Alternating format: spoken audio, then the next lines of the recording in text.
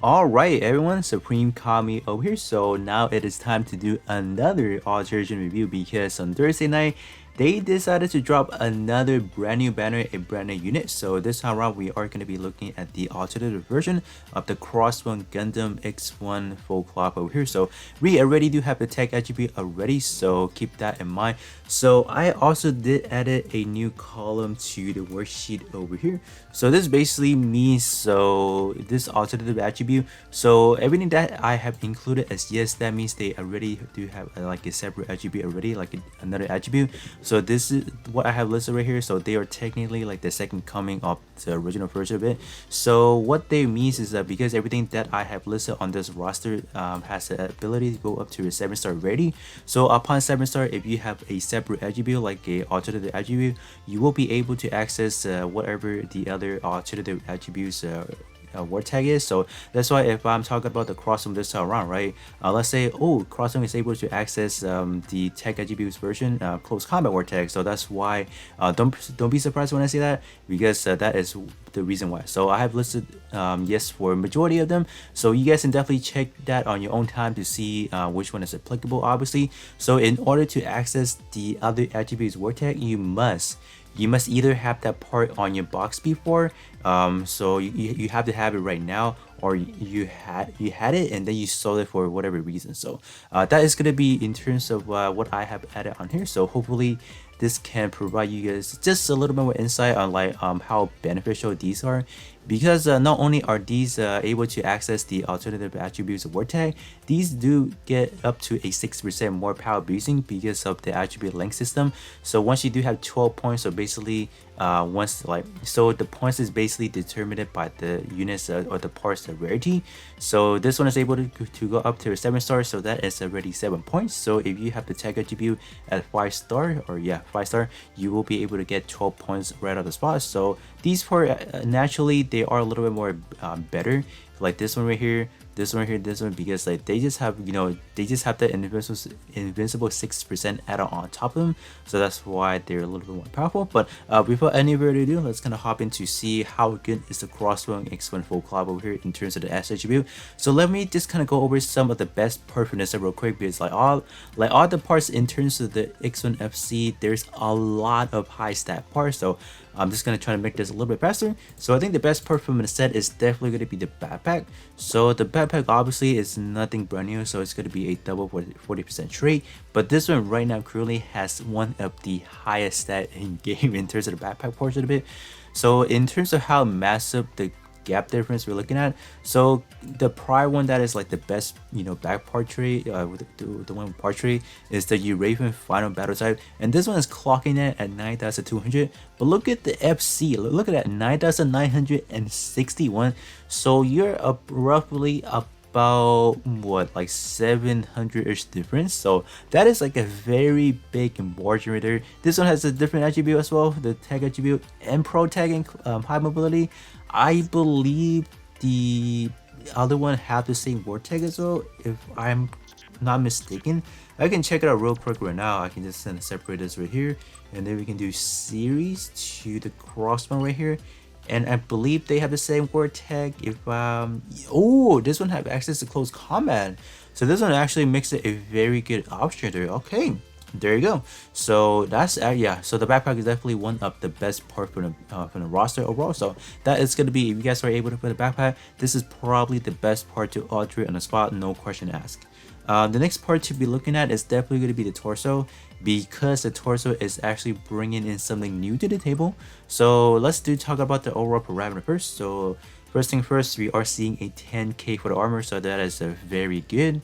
And then in terms of raw melee attack is 7,719, so that is definitely one of the highest one we have seen so far without any conversion gear. None of that. That is already breaking 7,000. That's crazy. And look at those melee defense coming in at 6k again. So that the conversion gear is definitely gonna make that up to a 10,000 on the melee attack as well. So that is definitely quite powerful. So in terms of this one compared to the Ashmark Origin, you're roughly about 400 point differences. So obviously 400 is definitely not anything too groundbreaking, but you guys can see that the gap from these one are very close to each other. But boom, look at that, 400. Like what's going on right here? Like this one right here could have been like a build project unit, no, like for real. But this is what we are looking at in terms of Thursday night. They want to drop something that good, but how good is the portrait? Look at that. So this is the first time we have a double EXQ reducer there, so this makes it a very unique portrait at the current moment. So maybe later on down the road they'll definitely come up with more ways to add these on. So these are very powerful because this right here does allow you to have, you know, everything's jam-packed into one specific part. So that's actually quite helpful. But the unfortunate factor is not a very universal typing. So this one is only activatable for a speed attribute. So if anyone right now is working on a speed attribute cooldown build, this is definitely something you might want to look into it and potentially throw it into the 6-time rating for the experience point gain. But I really personally do not recommend upgrading these limited suits. I feel like, you know, standard parts and even warfare, like those warfare event, you know, EXQ reduced percentage are pretty much good to go. Simply investing into these are pretty much, I'm not gonna say it's a waste because like you're getting a lot, you're getting this parameter. When you look at, let's say, standard and even warfare, they will probably not even have anything close to this. So if you want a stat and you want the EXQ reduced, this is definitely the part to go for.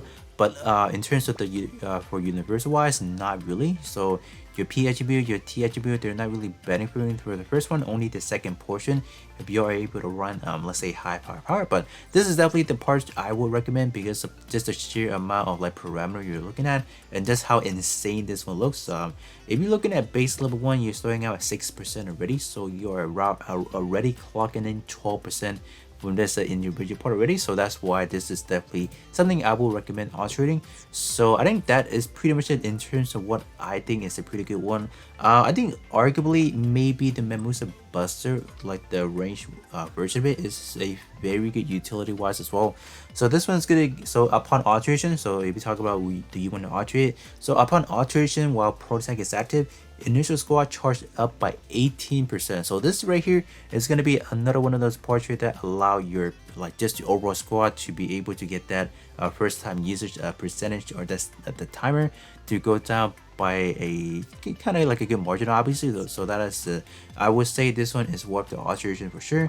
So this one is already starting out at 8%. So if you stack a lot more of the initial squad, so let's say you dedicate one specific ally to do all the work like this over here, so initial charge to your overall squad, this is a very good portrait indeed. The first portrait is not going to be anything too crazy obviously. So this one is simply a counter to, let's say your enemy has portrait that says enemy EXP reduced by, I don't know, 30% for example. This one basically, so when you want to attack your enemy, right, that means you won't be you're getting like a 30% like damage cut. So if you apply this one right here, so that basically takes away that, so you're netting at 0. So this one basically means any tanky build out there are just not gonna work anymore. So this portrait is simply more or less like an anti EXP reduction kind of stuff. I don't know why they would make something like this, because I feel like in terms of reduction type build are not even too reliable in, let's say in any just given way. I think their best and their most outstanding method of using it is definitely to be using it just anywhere with like a mission event, like as a relief unit, as like a, let's say like an online entry.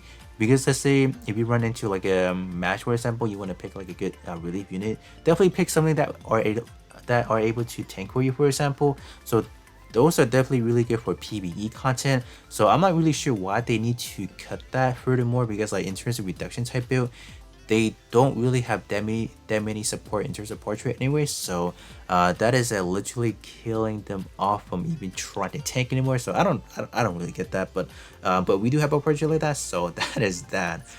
So now we can just gonna jump back into the head part right here. I'll even show you guys a ranged weapon. So here's the ranged weapon in terms of where they currently stand. So they're not really that good in terms of the melee version. They are pretty good. They are definitely up in the roster. So pro tag, High firepower and high mobility are going to be their different vortex splits in terms of looking at the Memusa Buster or the Peacock Smasher. So Peacock Smasher is just a simple bland one because there's not any effects attached onto it. So this one is simply, do you want to alterate it for the EX skill or do you want to alterate it for the stat?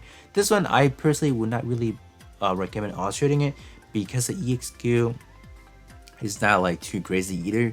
This one does give you like a pretty funny spin at the end of the animation, so maybe that is something you guys might like actually.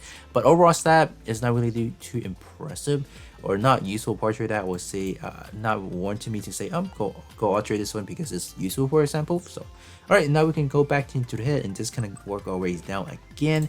So into the head part, we are going to be looking at rank 1 as well, so you guys can kind of see the gap again. So this one is roughly about 300 point differences already. So compared to these like I don't know, like those gaps are kind of scary. Like with this one as so, I'm pretty sure Crossbone, like this specific Crossbone, should be able to beat out the meta for like the next month or two actually. So I'm actually giving it a little bit more time than it should be.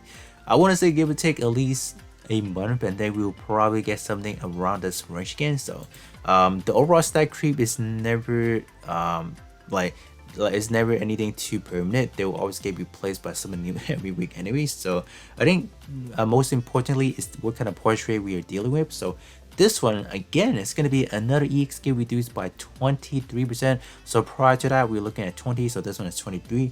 So if we talk about the what is it, the X1 FC in total, this overall S attribute, you are getting a total of 63% if you have everything maxed out.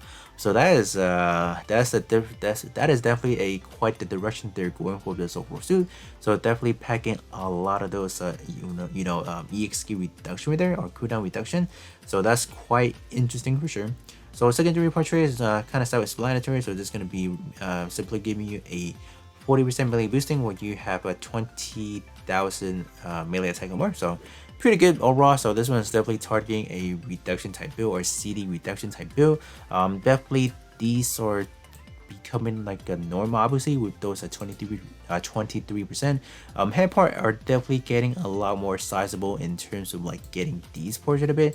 So that is definitely quite good to see. Alright, so whether or not you want to alterate it simply depends on if you want to work on a Sokai tier parts that is with a CDR or like a cooldown reduction type kind of portrait. If you do want to work on that route, this is probably a potentially a good part for yourself to kind of pick up for sure. But something that you guys feel like I want to show you guys real quick, we actually do have this in the Kasashri already. And if you guys have the Kasashri, for example, this one is probably a better option because this one is not bounded to only let's say melee specifically, or no, this portrait of it. In terms of the Kasashri, this one is actually to an EX skill power, so any of your melee and shot is able to work very good. This one, if you are gonna use any shot EX skill, they're not gonna trigger anything. So yeah, that's why if you do have the Kasashri, this one is probably the better bet. You also do have high firepower and ace exclusive, so you can definitely get some mix and match more tag going on, and you guys should be pretty much fine with that one. So that's gonna be it. So moving on to the arm section now. So the arm is pretty much going to be the same thing as attack attributes. So the only differences that we are seeing for this one is definitely going to be the monster status they're providing. So this one, so in terms of this one, I'm going to leave the alteration decision to you guys because this one is going to be on a custom EX skill basis. So if you guys don't like the custom EX skill, for example, you guys don't have to alterate it for the S power obviously. But the other condition I will have to say is do you guys want to alterate it simply for the fact that this is a 7-star arm and that you guys may potentially want something that has a good stat? This one definitely fits the overall budget. You do have protect, high mobility, so definitely a fairly reasonable part to be using for a melee build. But generally speaking, I always want to recommend you guys to kind of go for parts that has already a built-in portrait. So potentially in terms of subsite, you don't have to work too hard to get something that has a good portrait. So something like the double X and Rise are pretty good. Even something, let's say, I don't know, what's some other good one? Wait, there's actually not that many good ones actually. I think the double X and Riser is probably the better portrait for arm specifically because they double with its 40% trait. All the other ones are packing some iffy secondary portrait or first a primary or portrait like this one, like not good obviously, right? This one can be good, but this one's a build project, so we're not going to mention about that. So this one can be good, but this one is like a reduction, so we're not working on that respective either. This one is a non-conditional or no non-EXQ, so there's just not a lot, but you know, generally speaking, I will recommend you guys to pick something that has a good, like invest into something that has a good portrait ready. So this one is simply, I'm gonna leave that decision for you guys. So if you guys do have better arms already, better than this one in terms of portrait, simply invest into those and you guys should be fine to go. Alright, moving on to the leg. So the leg part is going to be the same situation in terms of whether or not you want to alterate. So let's talk about the EXQ to begin with. So there's not really much change in terms of EXQ, and there's probably one of the biggest flaw in terms of this one is the first time usage is extremely long. So that is definitely something I don't really like, because in terms of your first time usage, for let's say your was initial charge boosting, you'll probably want something that is at least more than 30% or maybe closing into 30 to 50% range. So that requires you at least 2 to 3 EXQ or initial charge boosting, which is not too good for your overall build. So that's why in terms of the the skull hard shot, I am not really the big fan of, so that's gonna be one for there. So the other changes that they have made to this one is actually the percentage that they're setting right there. So the overall effects is pretty much similar, but in terms of the HP recovery, the armor recovery, they bumped it down from 68 to 838. So that's why they went ahead and bumped it up the shot attack with the melee attack up to a 49 this time around. So the overall set definitely is one of the more intriguing ones as well, because you're looking at roughly about 300 more differences compared to these fellas over here. So simply this one is going to be the same thing, alternated basis.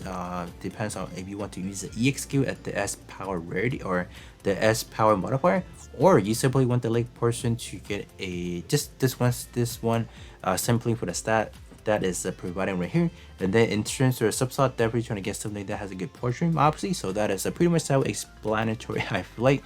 So definitely we do have a lot of good parts right here that has, let's say, good portrait. So those are probably, if you guys have any of these, they are simply the better version to be using, I guess. But this one, like I said again, this one is simply packing the stat that you guys may actually want.